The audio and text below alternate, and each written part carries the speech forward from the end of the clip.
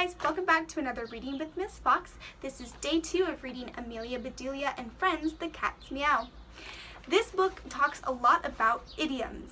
So do you guys remember what an idiom is? A quick reminder, an idiom is a phrase or a group of words that we use that has multiple meanings. Like when I say it's raining cats and dogs, I don't actually mean it's raining physical cats and dogs. I'm talking about a really heavy rainstorm or some crazy weather.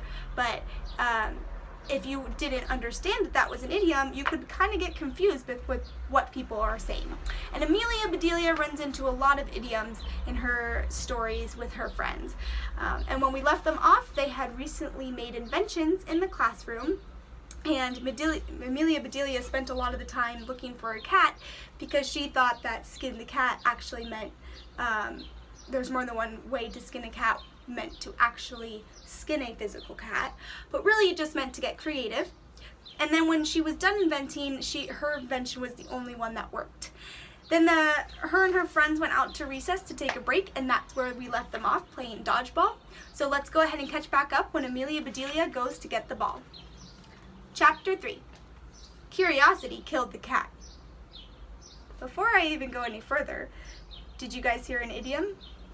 Curiosity killed the cat is an idiom that people use because it's not actually curiosity that can kill a cat. That term actually just means that if you're really curious about something and you dig too far, you can just kind of keep going in circles and it can get you in trouble. So here we go. Chapter 3. Curiosity killed the cat. It was so shady under the trees, and it felt nice and cool. Amelia Bedelia spotted the ball under a bush. She grabbed it and turned to run back to the game. Ooh! A high-pitched cry echoed through the trees. Ooh! The cry sent a shiver through Amelia Bedelia. She did not believe in ghosts, but if ghosts were real, and if ghosts were haunting the playground at Oak Tree Elementary, she was pretty sure it would sound like that. Amelia Bedelia, are you okay? Said a voice behind her. Amelia Bedelia jumped. She whipped around to see Penny, who had followed her. What's taking so long? Asked Penny. I heard a spooky noise, said Amelia Bedelia. Penny's eyes got wide. What noise? She asked. Ooh. That noise, said Amelia Bedelia. It sounded as if it was coming somewhere high up in the air. Ooh. Penny and Amelia Bedelia looked at each other. What is that? Penny whispered. Now Amelia Bedelia was getting really nervous, but she was curious too. Let's find out, she whispered back. I don't know, Penny shook her head. My mom always says curiosity killed the cat. We're not cats, said Amelia Bedelia. Come on. There she goes again, thinking that curiosity killed the cat means a real cat. Amelia Bedelia tiptoed around a tree trunk right toward the place where the sound had come from. Penny followed her, and Amelia Bedelia was glad about that. If you're investigating a spooky noise, it's good to have a friend with you. They picked their way over fallen branches and clumps of grass. When they got very close to the fence that separated the playground from the street, ooh, they heard the sound again, right above their heads. Penny gasped. Amelia Bedelia gulped. They both looked up. Then they looked at each other. They both grinned. What do you guys think they saw in the tree if they're grinning? Probably not a ghost. A cat, said Amelia Bedelia. Sure enough, there was a cat up in the tree. The cat was white with orange and black spots. It didn't look like a very big cat, more like a half-grown kitten. It clung to the bark of the maple tree with all 4 paws. Meow! It howled. I think it's stuck, said Amelia Bedelia. Here, kitty, kitty, come on down. I don't think it knows how, said Penny. Cats are good at climbing up, but not so good at coming back down. I don't think I can get it out of the tree. It's practically a baby, said Amelia Bedelia. It looks scared. We have to help it, said Penny. It's so cute. Amelia Bedelia nodded. The cat has a problem. We need to invent a solution, she said, just like they practiced in class. Hey, Penny. Hey, Amelia Bedelia. What's going on? Skip had come into the trees after them. Did you find the ball? He asked. Yep, said Amelia Bedelia, pointing at the leafy top of the maple tree. And look what else we found. Aw, poor girl, said Skip, looking up. How do you know it's a girl? Asked Penny. Because it's a calico, said Skip. It's orange and black and white. Almost all calicos are girls. How are we going to get it down? We need to invent something, said Amelia Bedelia. A few minutes later, Joy, Angel, Dawn, and Wade arrived, crowding around the base of the tree and looking up at the kitten. Everyone was doing their best to brainstorm ideas to rescue the cat. "We need something long to poke it with," said Wade. "Then it will jump down and we can catch it." He and Joy went searching for a long stick, but the longest one they could find didn't even reach halfway up the tree trunk. "It's too short," said Penny.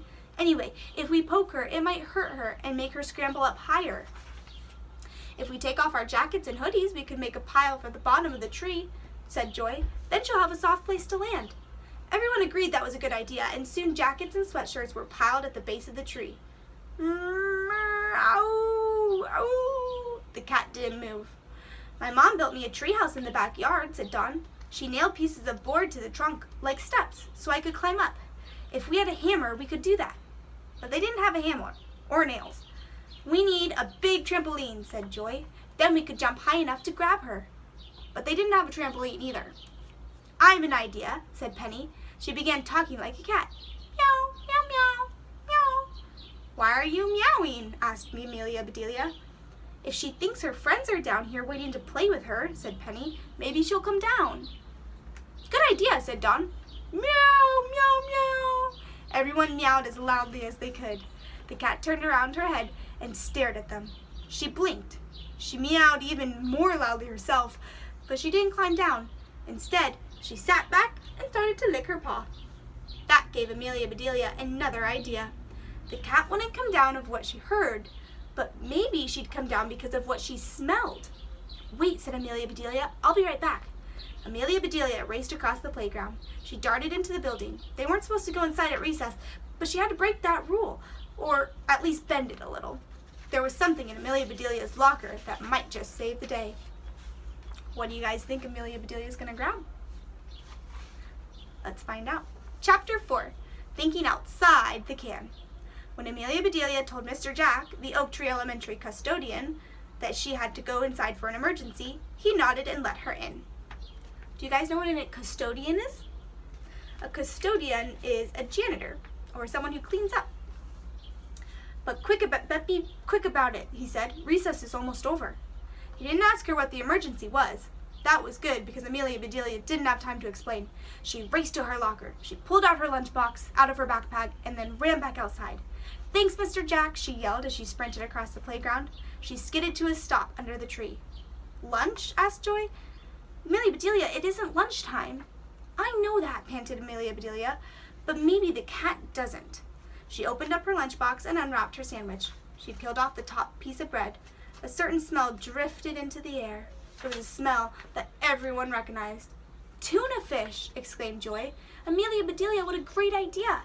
"Definitely thinking outside the box," agreed Skip. "The lunchbox, that is." "And outside the tuna fish can," said Amelia Bedelia. She waved the open face of her sandwich in the air and put it down next to the pile of sweatshirts and jackets. Everyone backed away and watched quietly. "Cross your fingers," whispered Penny. The cat turned her head. Her nose and whiskers twitched. She seemed very interested in the aroma of tuna fish floating through the air. Do you guys know what aroma means? The sentence is, she seemed very interested in the aroma of tuna fish floating through the air. Aroma means smell, so the smell of tuna fish. Slowly, almost in slow motion, the cat lifted one paw and put it down a little lower on the tree trunk. Bit by bit, she began to ease her way back down the tree. "Amelia Bedelia, you're a genius," whispered Penny. "She's an inventor," whispered Joy. Just then, the cat suddenly slipped, slithering several inches down the trunk with a tiny, frightened meow. Amelia Bedelia and her friends gasped. They all held their breath. If she fell, she would land on the soft jackets and sweatshirts. Would she survive such a drop? The cat didn't land on the top pile of clothing. She landed on a lower branch and crouched there. Meow! She put her nose in the air and smelled tuna fish again, but she didn't move. And didn't move. And didn't move. "I think she's more scared than ever," said Penny. "It was a really good idea, Amelia Bedelia, but I don't think it's going to work. Maybe What is going on here? The bell rang 3 minutes ago." Everyone jumped and turned to see Mr. Jack frowning at them. "What's the matter? Cat got your tongue?" he asked. Amelia Bedelia looked around her and her friends. "Our cat doesn't have anybody's tongue," she said. "Except her own, I guess." There was another idiom. Cat? What cat? Asked Mr. Jack. That cat, said Amelia Bedelia, pointing up at the kitten. Mr. Jack looked up. Well, would you look at that, he said, and he smiled. Poor kitty. We've been trying to get her out of the tree, said Amelia Bedelia, but we can't find a stick long enough, and we don't have a hammer or nails or a trampoline, and she won't even come down for tuna fish, said Penny. Mr. Jack laughed. Well, I don't have a trampoline either. I do have a hammer and nails, but I think there's a simpler solution to this problem. I'll be right back. Mr. Jack returned a few minutes later with a long ladder balanced on the shoulder, and their teacher, Miss Shock, followed behind him. Mr. Jack leaned the ladder against the tree trunk. He put both hands and one foot on the ladder and then hesitated. I hate to admit, he said, but when it comes to heights, I'm a real scaredy cat. Amelia Bedelia looked at Mr. Jack and frowned. He didn't have pointy ears, long whiskers, or a tail. She didn't see how he could be a scaredy cat, or a brave cat, or any kind of cat at all. I'm pretty skittish about heights myself, said Mrs. Shock. What do you guys think? Do you guys think the term scaredy cat is actually calling someone a cat? No. Saying that somebody's a scaredy cat just means that they're scared about something. They're a little timid.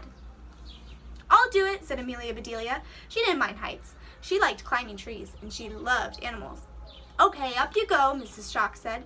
Climb up and get the cat if you can. Just go slowly and hold on tight. Amelia Bedelia tucked the tuna fish sandwich into her pocket and headed up the ladder. The first few steps were no problem, but then she began to see what Mr. Jack was talking about. She glanced down. The ground was pretty far away and getting further with each rung. Even though Mr. Jack was holding the ladder steady, it still sagged and bounced a bit under her weight. Was she a scaredy cat? Maybe so. She almost felt as if a tail were about to sprout out from her spine, as if her ears were getting pointy and growing soft fur. You can do it, Amelia Bedelia, shouted Joy. Keep going, yelled Penny. Our cat is counting on you. Amelia Bedelia held on tightly and kept climbing. At last she reached the branch where the cat was crouched. Amelia Bedelia offered a tiny taste of tuna fish to the cat. The cat took a bite and licked her lips, looking at Amelia Bedelia as if to say, thank you. Moving carefully and slowly, Amelia Bedelia reached out to pick her up. Here, kitty, kitty, she whispered. The cat did not want to be picked up. It scooted along the branch, getting farther away from the trunk of the tree and farther away from Amelia Bedelia. Don't go on a limb, kitty, Amelia Bedelia pleaded. She held out a bigger piece of tuna fish. But the cat was no longer interested. She scampered back to the trunk and clawed her way up to a branch just above Amelia Bedelia's head. Everyone on the ground below let out a groan. So did Amelia Bedelia. But there was nothing for Amelia Bedelia to do but climb down the ladder. What can we do now? She asked when she was on solid ground again. Back to the drawing board, I guess, said Mrs. Shock. I'll go get mine, said Amelia Bedelia. No, thank you, said Mrs. Shock, holding the back of Amelia Bedelia's hoodie to slow her down. When at first you don't succeed, define the problem. The problem is that our ladder isn't long enough, said Joy. Exactly right, said Mrs. Shock. It's the longest one I have, said Mr. Jack. Some people in this town have ladders that are much longer, said Mrs. Shock. The kids looked at one another and shrugged. Mr. Jack made the sound of a siren. A fire truck, said Penny. Right. I think it's time to call the fire department, said Mrs. Shock. I'll go pull the fire alarm, said Wade. No, I can, said Joy. I'll do it, said Amelia Bedelia. I think a phone call will do, said Mrs. Shock. I don't want anyone to get hurt. This situation is not an emergency. It is for the cat, said Penny. It's a catastrophe, said Amelia Bedelia. That is where we're going to pause for today. Well, it looks like Amelia Bedelia is having a lot of trouble with these cat idioms, such as cat got your dung and scaredy cat. But I'm sure if you guys heard that in a normal conversation, you wouldn't think of an actual cat being scared or an actual cat holding your tongue. But either way, it's always good to remember that idioms can sound kind of funny, but have multiple meanings.